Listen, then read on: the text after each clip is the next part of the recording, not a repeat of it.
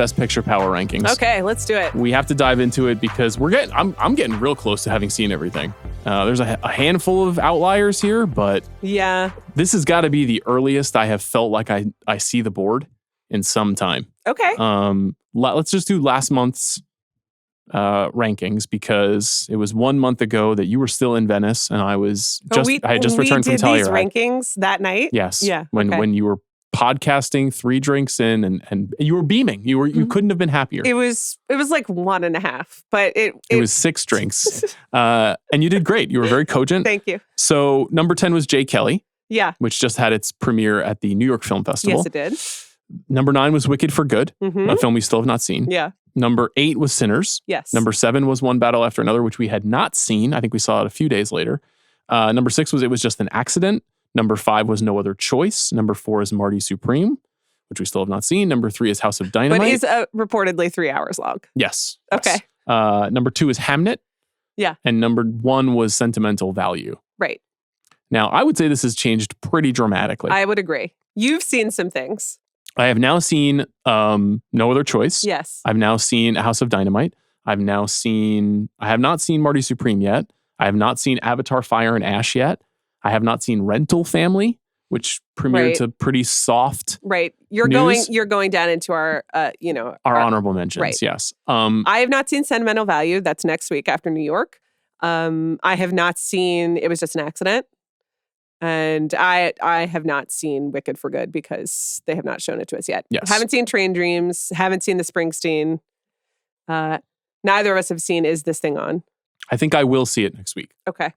And then the last thing that I just saw this week was The Testament of Anne Lee. Yeah. Which was just picked acquired up. by Searchlight. We did it. Searchlight, I just read, and someone can correct me if this is wrong, but I believe 6 of the last 8 Best Actress winners have come from Searchlight films, which is crazy because Amanda Seyfried's going to run in Best Actress. Now, I don't think anybody's beaten Jessie Buckley for Hamnet, but Searchlight, after the relatively soft reception of Rental Family and the unknown of Is This Thing On, may not have a Oscar movie. So Testament of Anne Lee, which I thought was very cool. Yeah. And will be really exciting to talk about on the show because of the wildness of it. Yeah. Is an interesting late entrant. Yassi Salek really wants to come on. Yes, she should do the episode with us. Yeah. that'll be great. I would love to have It was her Yassi favorite for movie, that. I think, that she saw. A very Venice. Yassi-coded movie, if ever there was one. So that's fun that's there. I don't know that that's a Best Picture contender. I think it's a contender in other categories. Yeah, performances. Yeah, but maybe music. You could see the Daniel Blumberg score. There's some original songs that are composed there. So we will see about that. But I don't know if I feel totally comfortable with that. The one thing I'm going to say is I do think we can kind of pretty comfortably start with One Battle After Another at number 1. That doesn't... You do? I do. Okay. I don't think that means it's going to win. I just mean today. It's October 1st when we're recording. Whether we're taking the Oppenheimer path reward season or the Saving Private Ryan, Shakespeare in Love path, it would be at 1 or 2. Yes. And then I think Hamnet still is at 2. I agree. Because it has since won the Toronto People's Choice since we... and I have now seen Hamnet. I had not seen it the last time we did this. And we will have a vigorous Hamnet conversation in November when the film is released. After that... Yeah. I mean, I still have strong feelings for Sentimental Value. I will say it did not hit as hard over the fall season as festival season as I expected. Right. When I saw it, I was like, wow, this is a real wow. I think it's not going to steamroll or anything, but it's going to have a really a glide path to the Oscars. But that just means that it didn't hit at Toronto. Right. Because it was not at Venice. Right. So, because Venice doesn't have any of the Cannes festivals. And, what's going on at Toronto is its own journey. It is its own journey. Is it, let me just throw this out there for you. Is it possible that Sinners is number 3 right now? That was some of the biggest feedback that we have gotten from this list and even from our One Battle conversation, which is like, Sinners is such a huge movie this year that it should be much higher on your lists.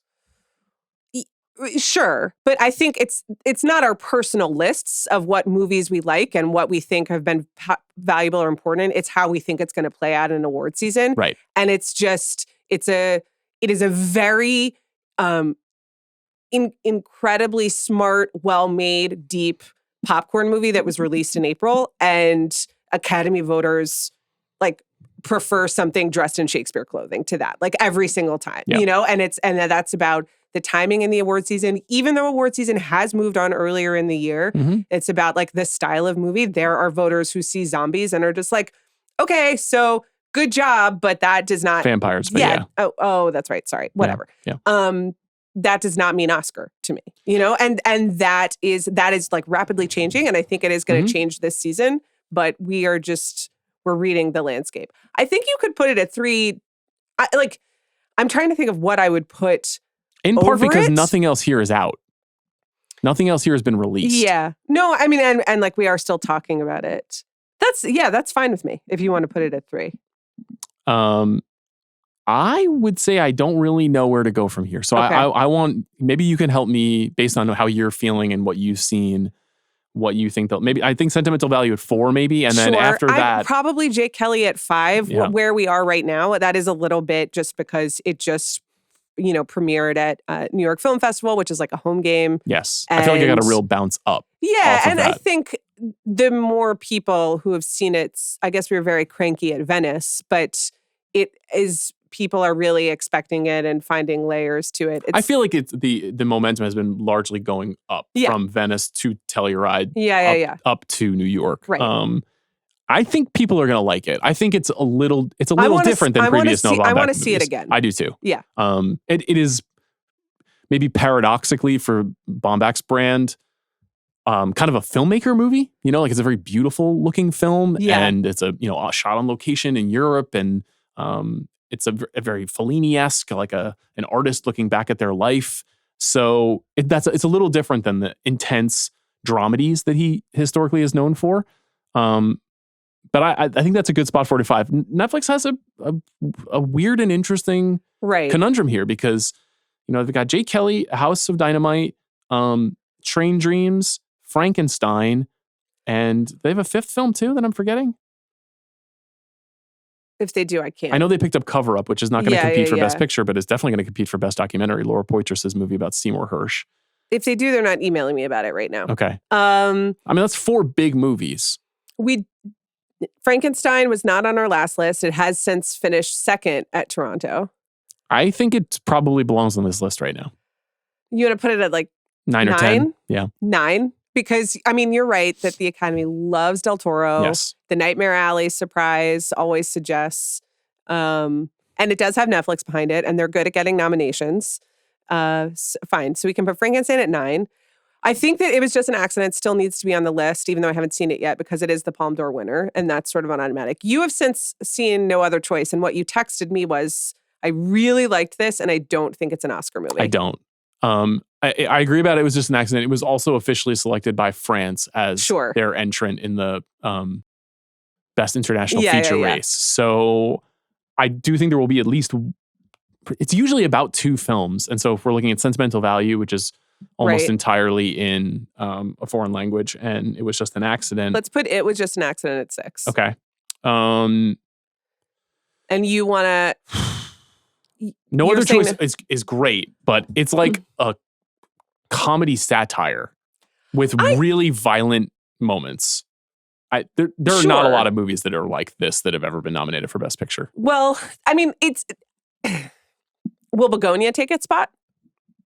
Could see it. Because they are thematically, I mean, there is, for all of its weirdness, it is about late capitalism screwing over a middle-aged man. Mm-hmm. And there is something that is very open and on trend, forgive me, about its basic themes. It will inevitably be compared to Parasite because it has some very superficial similarities, not just South Korean filmmakers and not just being these kind of like satirical genre exercises.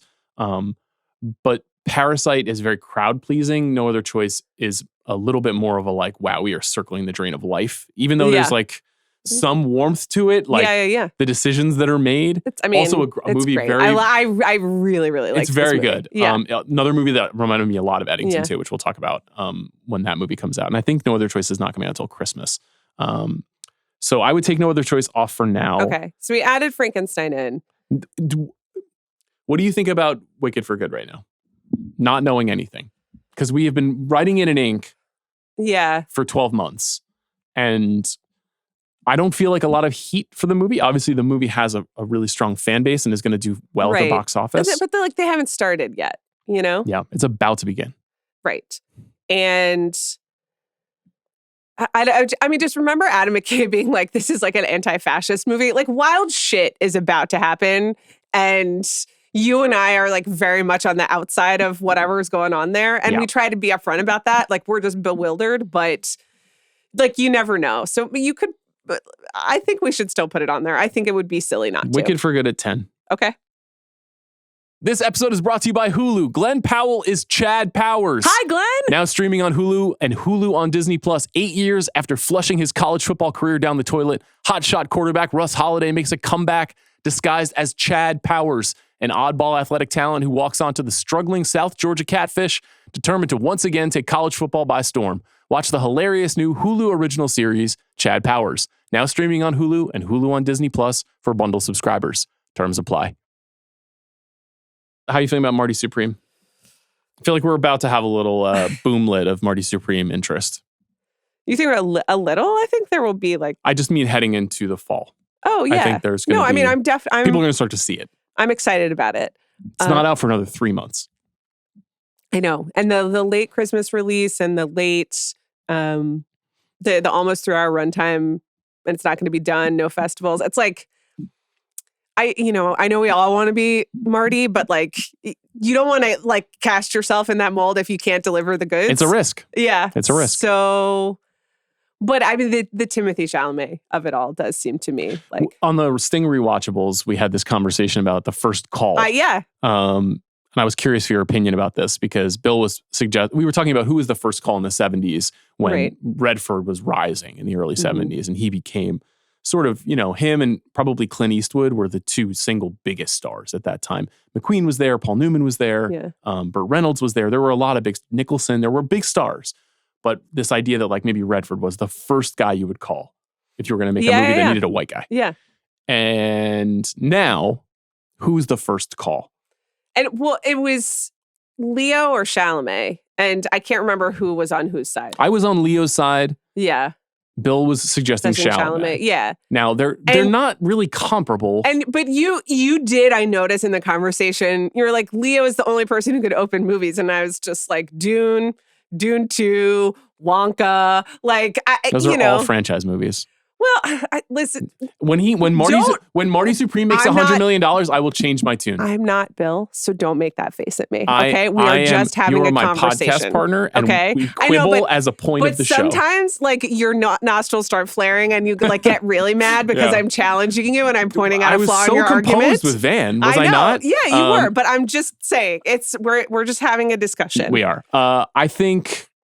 I mean, Leo just doesn't make movies that much anymore. So I think Timmy is maybe just like more practically available. They are also, I think, like I have, my thing for a while now has been that Timmy is the new Leo. So it's just a generational divide. Yeah. Like, do you need Leo age or do you need Timmy age? You can't really compare them because they're two different generations. I think the Chalamet test is about to happen. It's going to be Marty Supreme, and then it's going to be this crime. It's going to be then Dune 3, which is going to do well. And then it's going to be this crime drama that he's making with James Mangold for Paramount. Though I think those are his next 3 movies. And Marty Supreme and the crime drama, that's a Leo test. Yeah. Leo in his prime opened those movies. Those movies always made $100 to $300 million. In his prime was a very, very different movie going landscape. But if the movie makes $42 million, then he can't open a movie. Well, no, but then nobody can open a movie. Like, by that metric, Leo can't open a movie because he didn't open one battle after another. No, but one battle's going to make over $100 million. Well, I'm saying, like, I think Marty Supreme is really interesting in this respect. It is a genuine test. No one is taking Leo from you, okay? I'm not saying that they are. We are aging, and we need to embrace that. But Matt Damon can open a movie. Like, there's still people who can open movies. No, he can't really. I think Matt Damon can open a movie. Okay. We'll see. I mean, but like maybe he's not in the Stillwater, Odyssey, you know? Yeah, like he's going to open that movie. That's Chris Nolan. Yeah. No, you're obviously right. It's completely different now, but I'm kind of waiting for someone's going to come along where you're going to be like, I have to see what they're doing in this movie. That's going to happen again. It's not going to happen in the same way. Yeah. So when we were kids or when we were in our 20s, but that conversation is is very big picture coded that we were having on the rewatchables. Okay, we have 2 more spots. We've got Wicked for Good at 10. We've got Frankenstein at 9.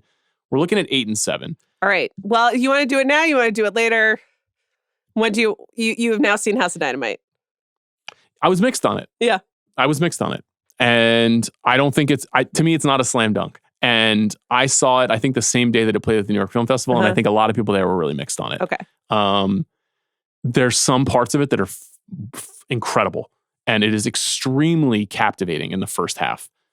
And then for me, it like lost its way a little bit. Yeah. So, and we'll talk about it when we get into the episode. Yeah. Which is, that movie's going to be on the service in less than a month. But I do also think it's Bigelow.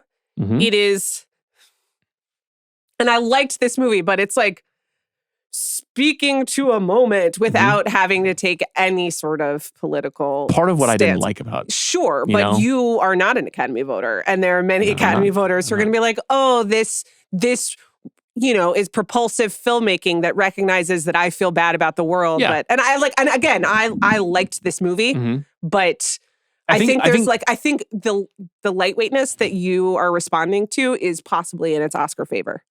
You might very well be right, because it I absolutely ratchets tension in the way that Bigelow knows how to better than any filmmaker. Yeah. And she's a proven commodity, right? She's been recognized for these kinds of films before. To me, it's in a tier below the movies that she's really been celebrated for, but we'll get into that in a month or so.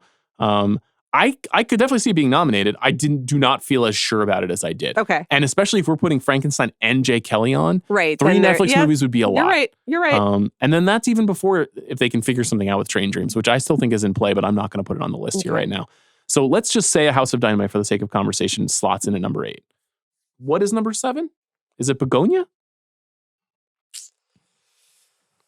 The Jesse Plemons performance will be touted, and so that'll get more eyes. And they really, really like Emma Stone and Yorgos Lanthimos. I think that's the answer. Okay. I think for now that's the answer. That leaves on the outside looking in, no other choice: Avatar: Fire and Ash, Rental Family, Train Dreams, Springsteen, Deliver Me from Nowhere, Is This Thing On, The Testament of Anne Lee, Weapons. Yeah. And then I feel like there's probably a couple of things that we're not thinking of right now. But there's always one surprise. There's always one surprise. I hope there is a surprise off of this 10. Because this feels like, I guess I like the top 6 movies on this list. So I know you can quibble with a couple of those. I like some of them a lot. Okay. That's how it goes. That is how it goes. Well, thank you, Amanda. This has been an epic discussion.